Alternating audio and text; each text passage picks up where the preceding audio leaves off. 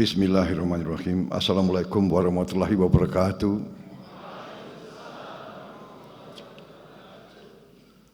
Yang saya hormati Wakil Grand Sheikh Al-Azhar Profesor Dr. Muhammad Abdurrahman Ad-Duwaini, Rektor Al-Azhar Profesor Dr.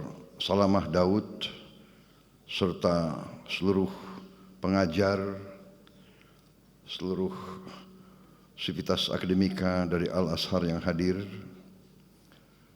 Duta Besar Republik Indonesia untuk Mesir, Dr. Lutfi Rauf, Duta Besar Mesir untuk Republik Indonesia, Yang Mulia Yasser Hashimi, Ketua Perhimpunan Mahasiswa Indonesia di Mesir, Saudara Razif Alif Al-Faiz, dan terutama yang saya banggakan dan yang saya cintai, para mahasiswa dan mahasiswi Indonesia di Universitas Al-Azhar Kairo, Mesir, yang hadir pada siang hari ini.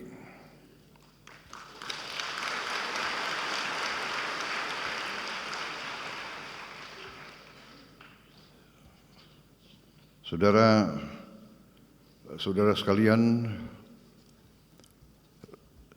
sungguh berbahagia saya dapat berjumpa dengan para mahasiswa dan mahasiswi yang sekarang sedang menuntut ilmu di Universitas Al-Azhar ini, suatu universitas yang sangat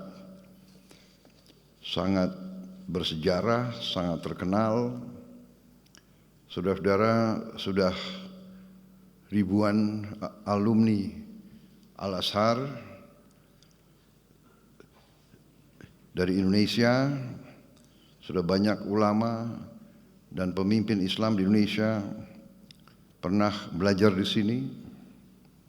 Di antaranya yang paling terkenal Presiden Republik Indonesia yang keempat, Kiai Haji Abdurrahman Wahid, yang kita kenal sebagai Gus Dur.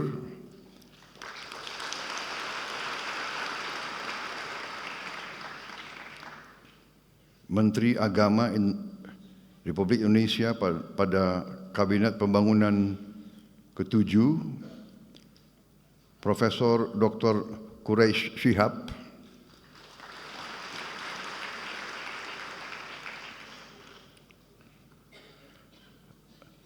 tokoh besar Nahdlatul Ulama yang pernah juga menjadi Rois Am, Kiai Haji Ahmad Mustofa Bisri, Gusmus, dan Menteri Luar Negeri Republik Indonesia pada tahun 1999 sampai 2001, Profesor Dr. Alwi Shihab. Dan saya kira masih banyak lagi tokoh-tokoh dan pemimpin-pemimpin kita, pemimpin Indonesia dari berbagai kalangan, dari berbagai organisasi yang adalah lulusan Al-Azhar. Saya hadir di Mesir ini untuk dua acara penting, yaitu hari ini saya melaksanakan kunjungan kenegaraan kepada Republik Arab Mesir, diterima dengan sangat terhormat tadi di Istana Presiden di Kairo, dan di sana melaksanakan pembicaraan cukup mendalam, cukup intensif. Saya dengan Presiden Al-Sisi, kemudian dengan menteri-menteri beliau dan delegasi saya. Kita telah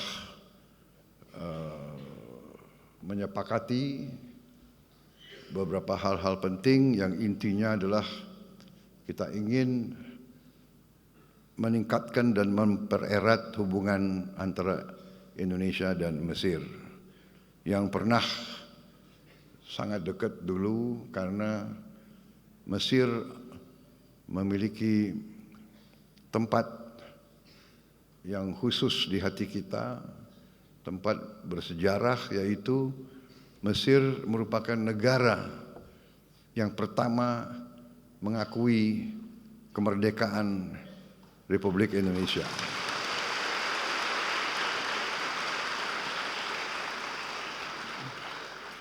Tanpa ragu-ragu, tanpa berpikir, begitu kita proklamasikan kemerdekaan kita, Mesir negara yang pertama mengakui kita, dan akhirnya beberapa negara lain yang ikut mengakui kemerdekaan dan kedaulatan bangsa Indonesia. Kemudian dalam perjalanan,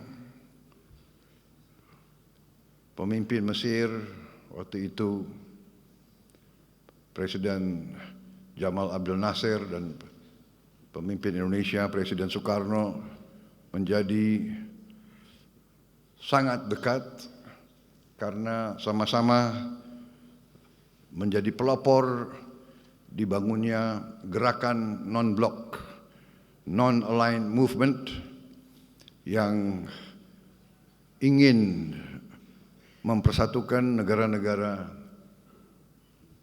berkembang, tidak mau ikut blok manapun, tidak mau ikut blok barat, tidak mau ikut blok timur, berada di tengah, menghormati semua negara, semua bangsa, semua ras.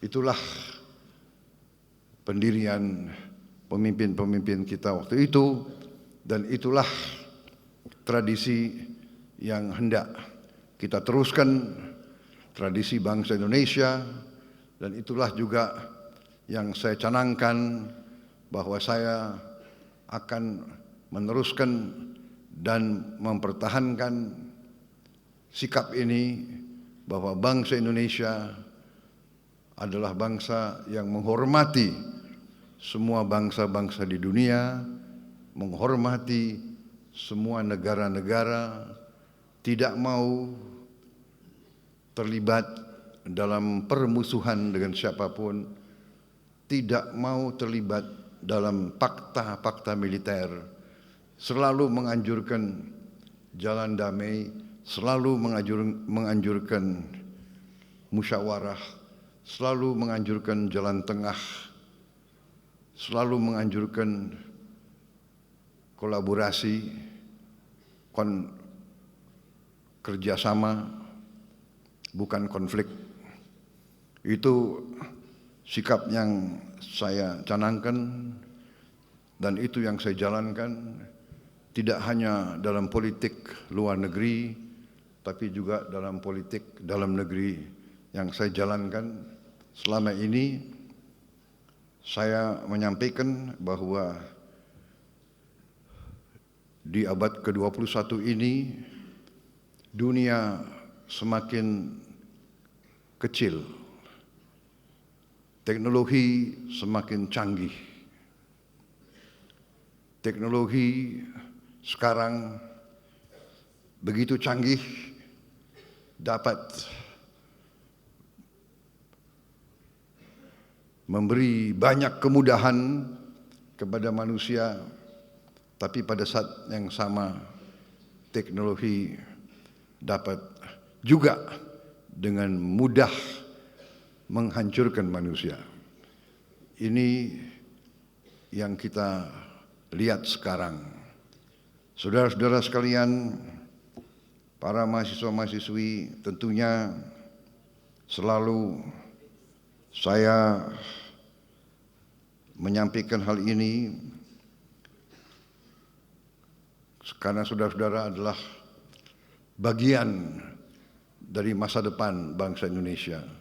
Kalian adalah anak-anak kita yang akan meneruskan perjalanan bangsa kita, bangsa Indonesia. Karena itu sangat penting saudara-saudara belajar dengan baik, belajar dengan tekun, belajar dengan benar.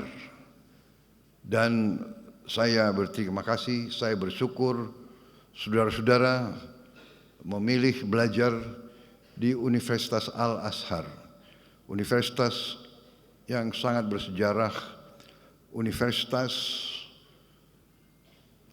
Islam yang mengajarkan pelajaran Islam yang damai, pelajaran Islam yang sejuk, pelajaran Islam yang moderat, pelajaran Islam yang tidak mengajarkan kebencian, pelajaran Islam yang tidak mengajarkan saling mencari kesalahan, tapi saling mencari titik-titik temu. Marilah kita bekerja sama satu dengan lain, bekerja sama dengan semua bangsa, bekerja sama dengan semua agama lain, bekerja sama dengan semua suku, semua ras, karena kita memiliki cita-cita dan kepentingan yang sama. Kita ingin mencari hidup yang baik di dunia ini. Hidup yang baik di dunia ini artinya hidup yang lepas dari ketakutan, lepas dari ancaman. Kita harus menjaga kondisi keadaan perdamaian, karena yang paling utama kita harus menjaga keamanan dan keselamatan seluruh umat, keselamatan kita sendiri, keselamatan keluarga kita, keselamatan masyarakat kita. Hanya dengan itu kita bisa meraih apa yang menjadi cita-cita setiap manusia, yaitu hidup dengan aman, hidup dengan baik, hidup menjalankan kebaikan menurut ajaran agama kita masing-masing. Ini sangat penting, saudara-saudara. Saudara sebagai anak-anak muda, harapan kita semua, kalau Al-Azhar pernah melahirkan seorang presiden, siapa tahu di antara yang duduk di depan saya suatu saat bisa juga menjadi Presiden Republik Indonesia yang akan datang. Tapi belajarlah dari contoh pemimpin-pemimpin itu. Gus Dur, saya kenal dekat Gus Dur. Gus Dur pemimpin Muslim, Ketua Umum Nahdlatul Ulama, datang dari keluarga syekh besar kita, keluarga Tebu Ireng. Tapi beliau pemikirannya sangat luas, beliau jiwanya sangat baik, beliau merangkul semua. Beliau menjadi tokoh, saya kira tokoh Muslim yang sangat terkenal sebagai tokoh inklusivisme, tokoh yang melindungi semua minoritas. Beliau pemimpin Muslim yang sangat dicintai oleh minoritas-minoritas lain. Saya ingat salah satu langkah-langkah beliau waktu ada ancaman terorisme, ada gereja-gereja yang mau dibom. Beliau memerintahkan anak buah beliau dari Ansor, dari Banser untuk menjaga semua gereja, menjaga semua vihara, menjaga semua pura, menjaga semua kuil. Ini sesuatu yang membesarkan hati, ini yang membanggakan kita. Mungkin jarang di dunia ada pemuda-pemudi Muslim pada saat hari Natal, pada saat tahun baru, pada hari-hari besar minoritas berdiri di depan tempat ibadahnya agama lain, menjaga supaya umat agama lain beribadah dengan tenang di tempatnya mereka muslim-muslim, pemuda muslim yang menjaga di luar. Ini leadershipnya Gus Dur. Ini contoh yang luar biasa, dan itu pun pernah saya tiru sewaktu memang Gus Dur sudah tidak ada. Saya memimpin partai saya waktu itu, ada lagi ancaman-ancaman bom kepada gereja. Saya juga perintahkan pemuda-pemuda pengikut saya di Partai Gerindra untuk menjaga di kota masing-masing semua tempat ibadah agama lain. Kita yang jaga, mereka yang beribadah. Ini contoh, dan itulah kenapa Gus Dur ini sangat dihormati. Walaupun beliau menjabatnya sebentar, tapi beliau masih sampai sekarang dihormati, dan beliau akhirnya sekarang diusulkan menjadi pahlawan nasional bangsa Indonesia. Saudara-saudara sekalian, ini saya kira salah satu contoh alumni Al-Azhar yang sempat menjadi pemimpin tingkat nasional di Indonesia, akhirnya menjadi presiden di provinsi dan memberi kepemimpinan, kenegarawanan, leadership yang patut dicontoh dan akhirnya juga dihormati oleh bangsa-bangsa lain.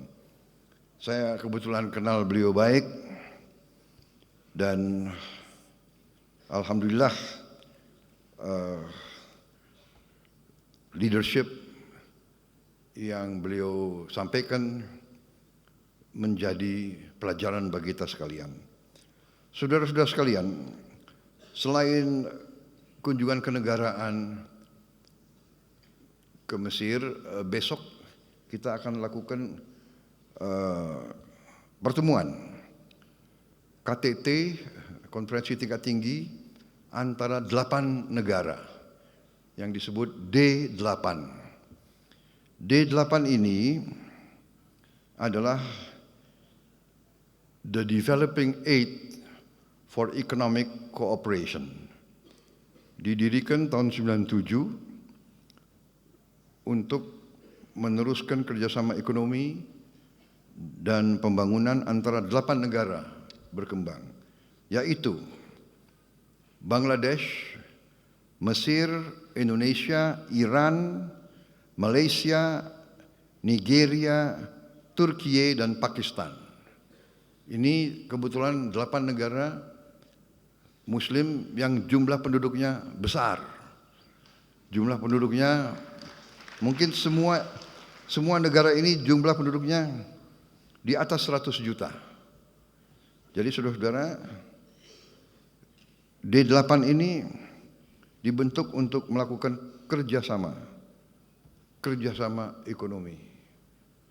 Saudara-saudara, kalau D8 ini bergabung, ini pasar ini lebih dari 1 miliar.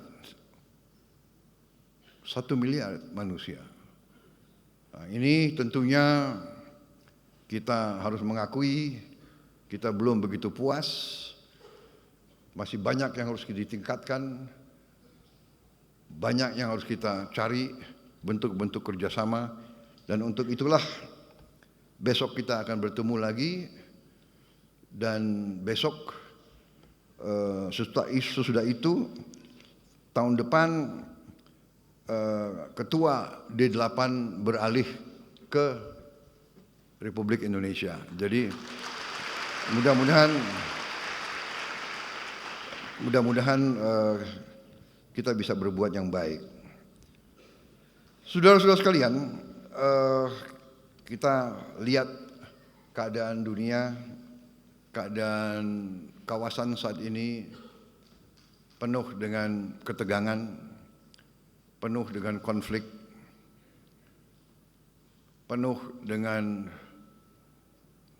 bisa kita katakan peperangan.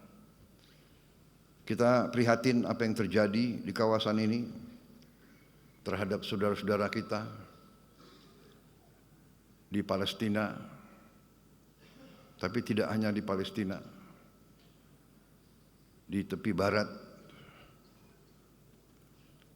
Palestina ya, di Gaza, tepi barat Palestina, di Lebanon, sekarang di Suria, tapi juga di kawasan-kawasan lain, di Libya, di Sudan, di Yaman. Saudara-saudara, marilah kita selalu waspada bahwa kalau kita tidak rukun dan tidak bersatu, kalau pemimpin-pemimpin kita tidak arif, tidak bijaksana, ujungnya adalah yang terjadi adalah perpecahan. Dan bila pecah, bila tidak ada persatuan dan kesatuan, yang ada adalah kelemahan. Dan kalau lemah, tidak dapat melindungi dan menjaga keselamatan rakyatnya. Saya kira ini pelajaran yang sangat penting bagi kita. Saudara-saudara, para mahasiswa-mahasiswi, belajarlah dengan tekun, belajarlah dengan baik, jadilah wakil-wakil Indonesia dengan baik. Jangan memalukan kita. Belajar dengan baik. Saya bersyukur saya dapat laporan bahwa mahasiswa Indonesia termasuk mahasiswa asing yang paling sedikit bikin masalah di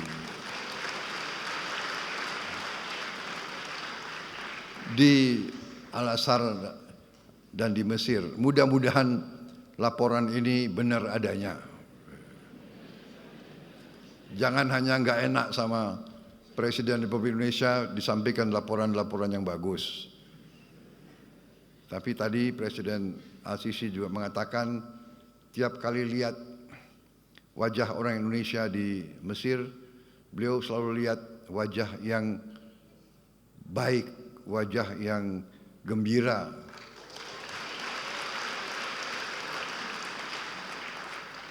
Mudah-mudahan itu pun benar adanya. Tapi kalau saya lihat wajah kalian ini ya kayaknya benar juga itu ya. Jadi terima kasih. Terima kasih saudara-saudara, yang saya bisa sampaikan bahwa bangsa kita sekarang ini ingin mempercepat pembangunan ekonomi. Kita bersyukur kehadirat Allah yang Maha Kuasa, Tuhan Maha Besar, yang begitu banyak memberi karunia kepada kita. Bangsa Indonesia harus bersyukur. Berkali-kali saya mengatakan, bangsa Indonesia harus bersyukur. Kita diberi karunia yang sangat luar biasa. Kekayaan alam yang luar biasa. Saya sudah diberi angka-angka tersebut. Kita memiliki tambang-tambang strategis, mineral-mineral kritis, tanaman-tanaman yang sangat banyak ragamnya. Sebentar lagi kita tidak hanya swasembada pangan, tapi dalam beberapa tahun lagi saya katakan Indonesia akan menjadi lumbung pangan dunia. Kita begitu besar karunia yang diberikan oleh Yang Maha Kuasa. Lahan yang luas, yang subur, ketersediaan air yang cukup, juga 3/4 wilayah negara kita adalah dari laut. Kita memiliki cadangan ikan kedua terbesar di dunia. Kita memiliki panjang pantai ketiga terpanjang di dunia.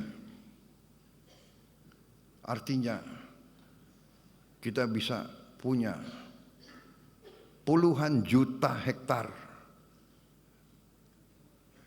tambak-tambak ikan, tambak udang, tambak lobster, tambak kepiting. Kita akan menjadi eksporter yang paling utama di bidang ikan dan protein untuk dunia, saudara-saudara sekalian.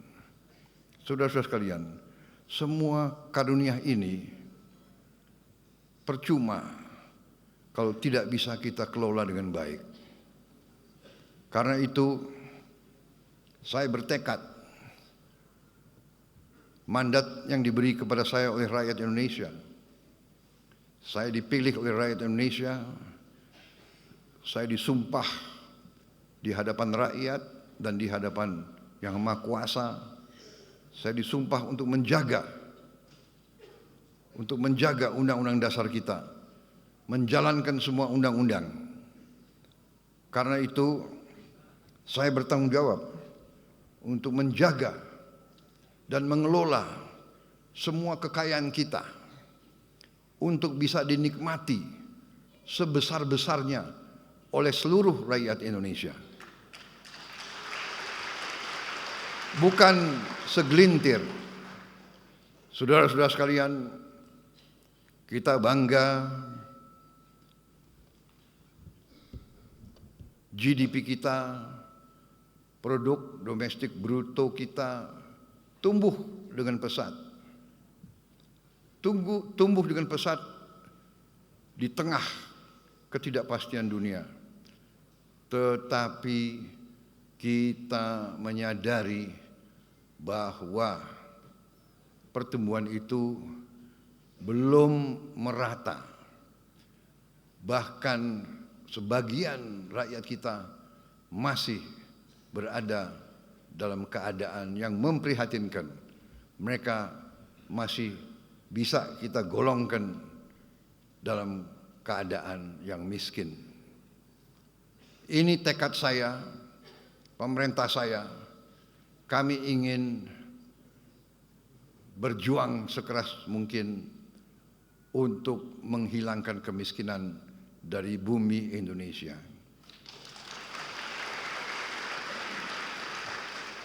Dan untuk itu, dalam rangka menjaga kekayaan Indonesia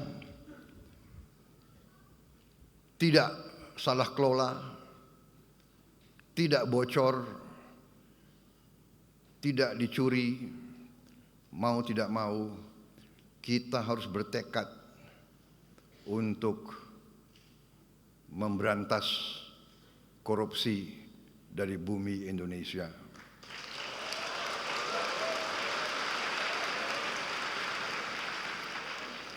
Memang banyak yang mengejek Prabowo Subianto. Saya memang sudah biasa diejek. Dari dulu saya diejek. Dari dulu saya difitnah. Sekarang pun mereka tidak percaya. Apa iya kemiskinan bisa dikurangi? Ya kan? Saya mau bikin program memberi makan untuk semua anak Indonesia pun diejek. Pun ada yang tidak setuju. Sampai sekarang ada profesor-profesor yang pintar-pintar kok nggak setuju. Heran saya. Profesor pintar atau bodoh, saya nggak tahu itu.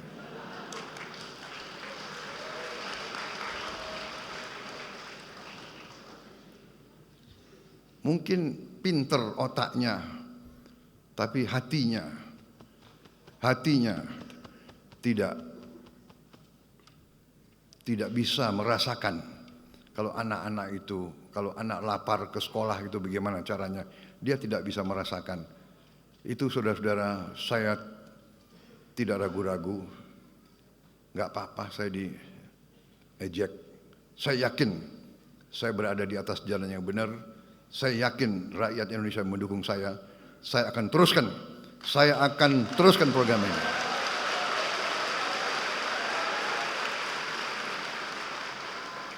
Dan mereka yang masih meragukan, 2 bulan saya memimpin Masih mereka bertanya-tanya. Saya sampaikan, sabar sedikit, saya baru menjabat 2 bulan. 2 bulan, ya kan? Anda sudah hitung berapa koruptor yang sudah ditangkap?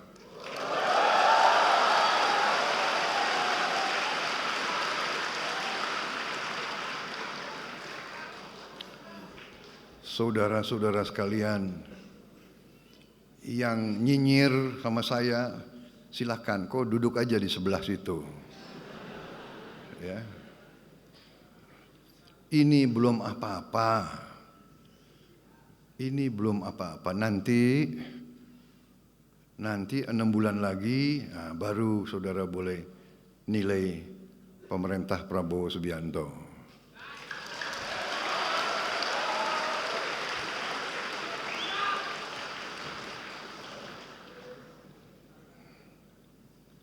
Saya merasa bahwa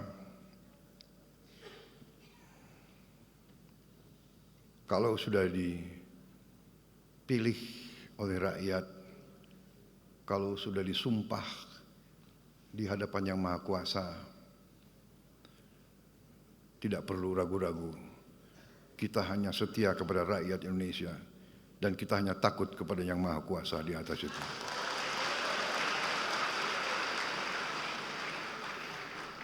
Saya dalam minggu-minggu ini, bulan-bulan ini, saya dalam rangka memberi, apa istilahnya itu? Memberi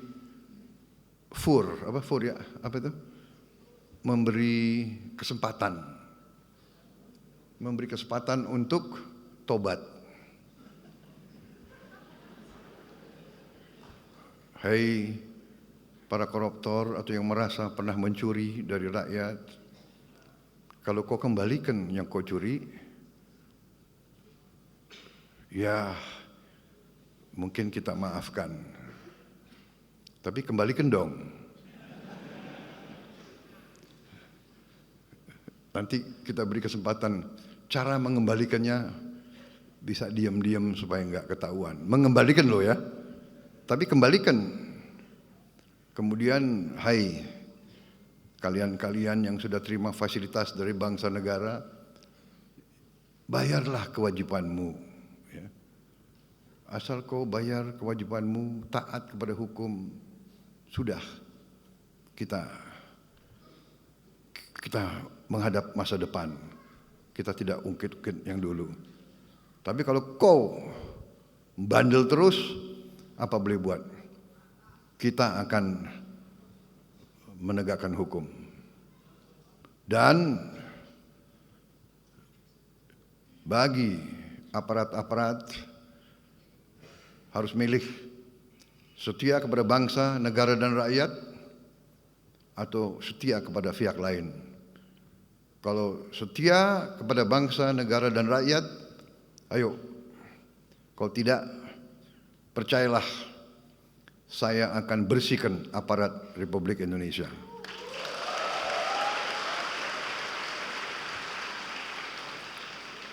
Dan saya yakin dan percaya rakyat Indonesia berada di belakang saya, saudara-saudara sekalian. Saya kira itu yang saya ingin sampaikan. Anak-anakku, belajar yang baik, belajar yang tekun, buatlah yang terbaik untuk bangsa, rakyat, dan negaramu. Raih ilmu untuk bangsa, berbuat baik untuk rakyat. Itu pesan saya. Terima kasih atas kesempatan ini. Saya bisa tatap muka dengan saudara-saudara. Saya bisa bicara langsung kepada kalian. Tidak gampang sekolah di negara orang, jauh dari keluarga. Saya percaya saudara tabah, teguh, dan teguh, tegar menghadapi kesulitan-kesulitan. Selamat belajar, selamat berjuang, Duta Besar, Atase Pendidikan, pantaulah keadaan anak-anak kita yang punya kesulitan, ya. Saudara-saudara, nanti saya akan minta laporan dari Duta Besar, ya, kondisi mereka dan bagaimana kita bisa lebih membantu mereka di sini. Terima kasih. Wassalamualaikum warahmatullahi wabarakatuh. Terima kasih. Selamat belajar. Sampai jumpa kembali. Terima